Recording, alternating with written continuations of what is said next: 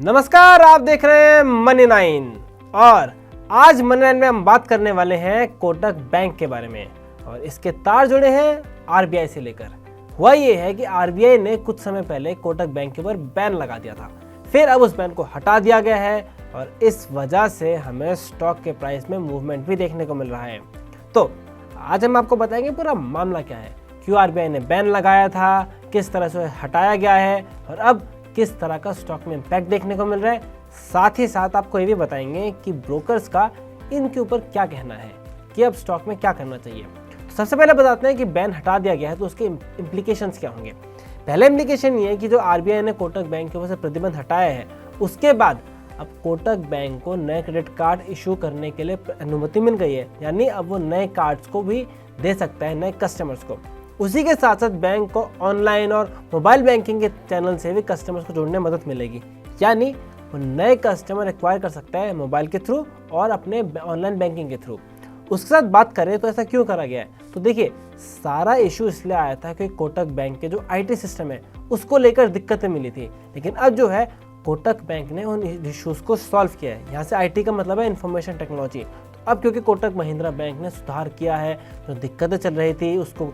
Solve किया है, तो उसके बाद आरबीआई ने ये फैसला लिया है और आरबीआई ने बोला है कि बैंकों ने अपनी जो आईटी सिस्टम है उसे दुरुस्त किया है और इसके अलावा बैंक ने अपना इंटरनल ऑडिट भी करवाया है और इस सब के बाद जो सिस्टम में जो भी खामियां पाई गई थी उसे ठीक करने के लिए पूरी तरह से कदम उठाए गए हैं। तो बेसिकली अब बताते हैं पूरा मामला क्या था। मामला बेसिकली ये था कि आरबीआई ने जो अप्रैल 2024 थी उसमें कोटक बैंक को अपनी सेवाएं बंद करने का निर्देश दिया था, यानी वो अपनी कई सर्विसेज को नहीं कर सकती थी, जिसके बारे में हमने आपको बताया कि अब जैसे क्रेडिट कार्ड हो गए, नए कस्टमर्स को लेना हो गया ऑनलाइन बैंकिंग से थ्रू, उस पर कुछ रोक लगा दी गई थी, लेकिन अब उस रोक को हटा दिया गया है। और दूसरी बात क्या हुई, रोक लगाने की वजह सबसे बड़ी ये थी कि आरबीआई ने 2022 और 23 के दौरान ये पाया था कि जो आईटी से रिलेटेड जो काफ़ी चीज़ें थी उसमें खामियां मिली थी और आरबीआई ने पाया कि कोटक बैंक ने इस समस्याओं का समाधान करने में असफल हुआ है। यानी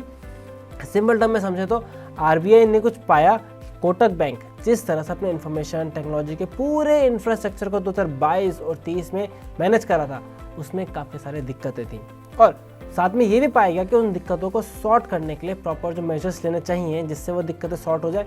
वो भी नहीं लिए गए थे। तो इस वजह से आरबीआई ने कोटक बैंक के ऊपर बैन लगाया था और कहा था कि आप अपनी दिक्कतों को ठीक करें। और एक काफ़ी मामला चला था इसमें, जो कोटक बैंक के चीफ टेक्नोलॉजी ऑफिसर्स थे वो भी रिजाइन करते हुए नजर आए थे और तो पूरा मामला हुआ। लेकिन अब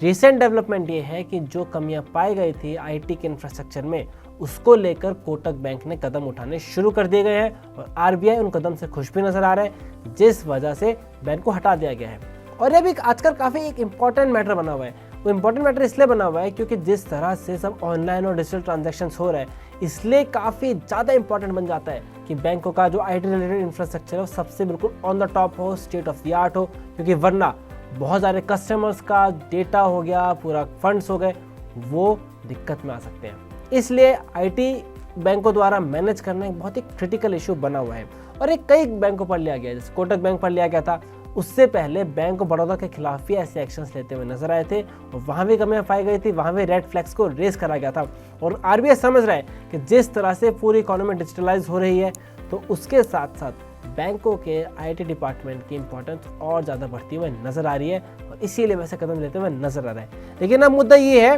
कि इसका इम्पैक्ट क्या हुआ जब आरबीआई ने हटा दिया बैन, उसके बाद क्या इम्पैक्ट पड़ा। तो सिंपल सी बात है, शेयर प्राइस आज 2% से ज़्यादा की तेज़ी के साथ कारोबार करता हुआ नजर आ रहा था। फिर इसके साथ बात करें, अब आता है अगला क्वेश्चन, क्या आपको क्या करना चाहिए। तो उसके लिए चलिए ब्रोकर्स की राय देख लेते हैं। और ब्रोकर्स की राय में हमने देखा कि जो वेंचुरा है, वेंचुरा ने बाय रेटिंग दी है और टारगेट रखा है 2648 का। उसके अलावा अगर हम केआर चौकसी को देखें तो उन्होंने एक्यूमुलेट की रेटिंग दी है, टारगेट है 2164 का। लेकिन अगर हम मोतीलाल ओसवाल की बात करें तो उन्होंने बाय की रेटिंग दी है और टारगेट दिया है 2100 का। तो ये हमने आपको पूरा समझा दिया है कि क्या मामला है, किस तरह से आरबीआई ने एक्शन लिया, कोटक बैंक ने फिर क्या कदम लिए उसे ठीक करने के लिए, जैसे इंटरनल ऑडिट करवाया जो आरबीआई को पसंद आया और उसके बाद हमें आज स्टॉक में मूवमेंट भी देखने को मिला। साथ में हमने आपको ये भी बता दिया है कि इसके ऊपर ब्रोकर्स का क्या कहना है।